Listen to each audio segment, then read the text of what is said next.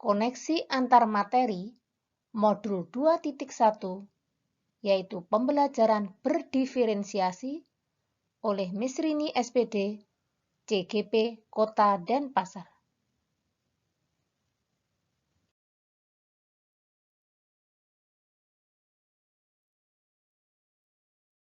Apa itu pembelajaran berdiferensiasi?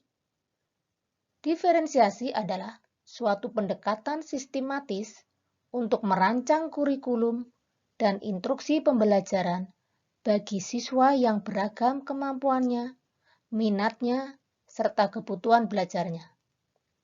Pembelajaran berdiferensiasi dapat diartikan juga sebuah proses untuk pengajaran efektif dengan memberikan beragam cara memahami informasi baru untuk semua siswa dalam komunitas ruang kelas yang beraneka ragam, termasuk cara untuk mendapatkan konten, mengolah, membangun, atau menalar gagasan, dan mengembangkan produk pembelajaran dan ukuran penilaian sehingga semua siswa di dalam suatu ruangan kelas yang memiliki latar belakang berbeda bisa belajar dengan efektif.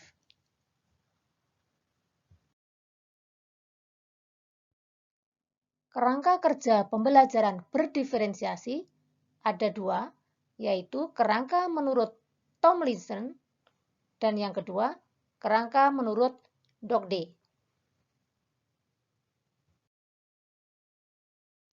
Kerangka kerja menurut Tomlinson yang pertama adalah mempersiapkan kesiapan akademik siswa, yang kedua, minat siswa, yang ketiga, gaya belajar siswa harus dijadikan acuan untuk merencanakan aktivitas belajar siswa.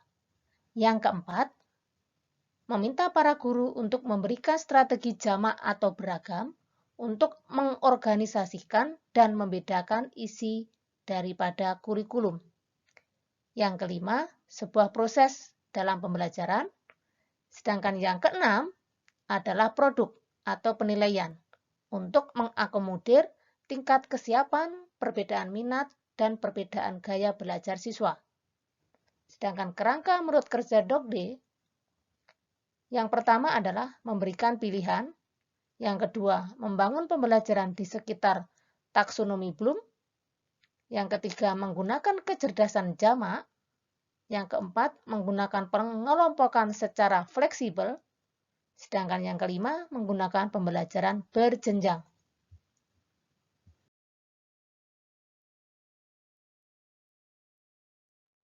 Strategi pembelajaran berdiferensiasi yang diterapkan dalam pembelajaran ini adalah ada 3 macam. Yang pertama, strategi diferensiasi konten. Yang kedua, strategi diferensiasi proses. Dan yang ketiga adalah strategi diferensiasi produk.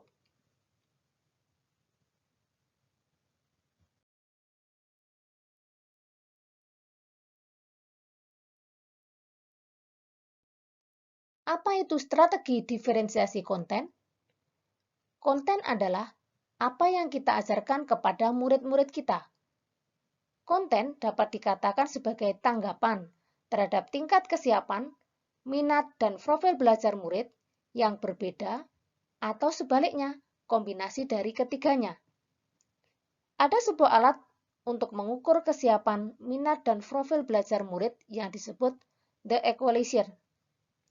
Dari alat itu akan dapat kita temukan murid yang tingkat pemahamannya masih fondasional atau mendasar, pengetahuan dasar yang bisa kita ajarkan, sedangkan murid yang tingkat transformasional atau tantangan, kita berikan pertanyaan pemandu untuk memperluas ide lebih dalam dan lebih jauh lagi.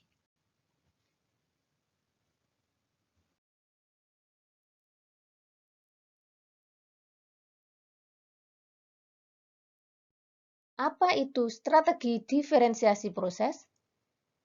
Proses merupakan bagaimana murid memahami apa informasi atau materi yang dipelajari.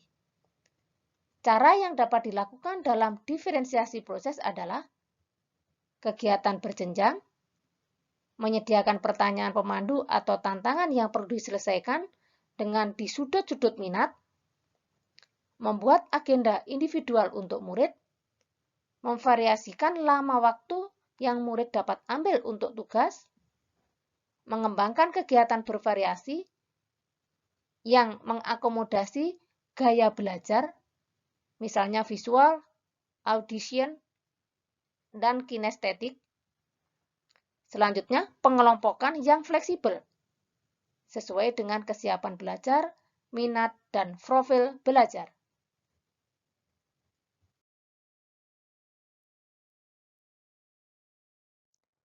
Apa itu strategi diferensiasi produk? Produk adalah sesuatu yang ada wujudnya, yaitu hasil kerja yang ditunjukkan murid kepada guru. Misalnya, karangan, tulisan, hasil tes, pertunjukan, presentasi, pidato, diagram, rekaman, dan sebagainya. Pada dasarnya, mendiferensiasikan produk ada dua hal, yaitu memberikan tantangan atau keragaman atau variasi. Yang kedua, memberikan murid pilihan bagaimana mereka dapat menghasilkan produk pembelajaran yang diinginkan.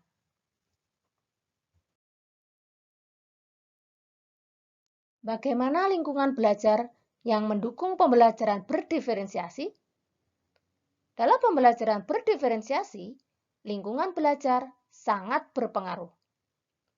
Apa yang dilakukan guru harus dibangun di learning community atau komunitas belajar, yaitu komunitas yang semua anggotanya adalah pembelajar.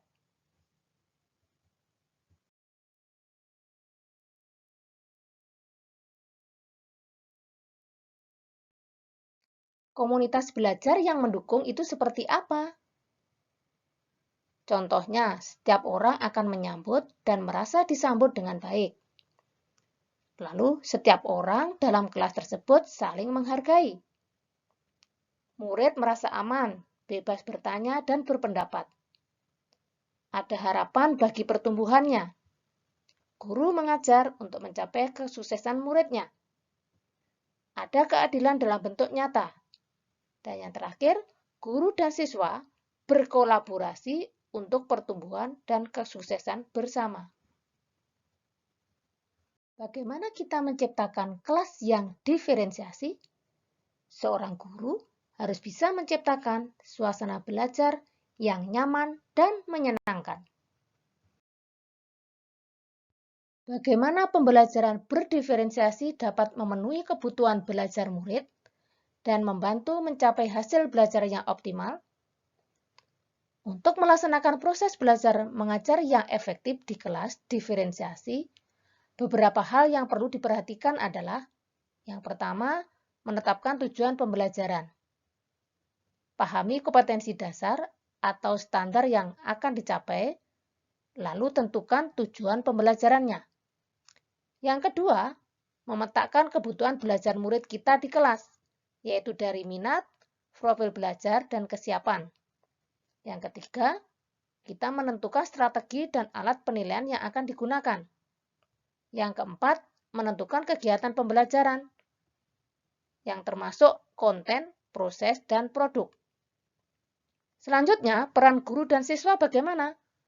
Guru menjadi fasilitator dan pelatih, sedangkan siswa menjadi peserta yang aktif dalam proses belajar mereka sendiri. Siswa membuat pilihan belajar mereka, belajar sendiri, saling menjadi tutor sebaya, dan bekerja dalam kelompok kecil. Yang terakhir, kita ciptakan lingkungan belajar. Lingkungan belajar kelas berdiferensiasi memiliki banyak sekali jenis aktivitas belajar dan ragam situasinya, pengelompokannya juga.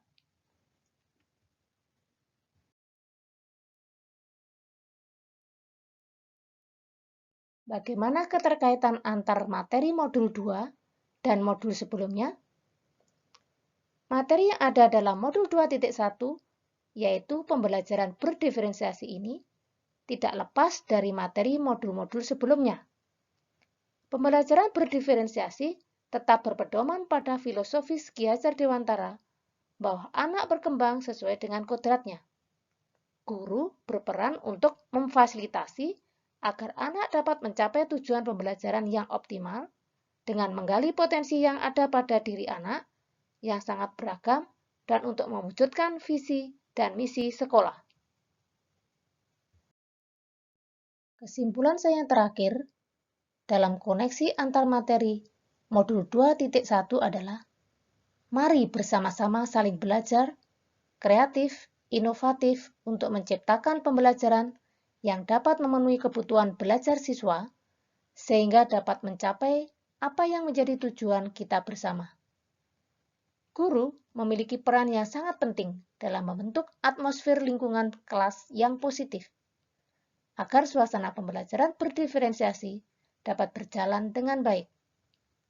Mari rekan-rekan CGP, kita harus engarso sung tulodo, bisa memberikan teladan bagi anak didik kita. Terima kasih dan salam bahagia.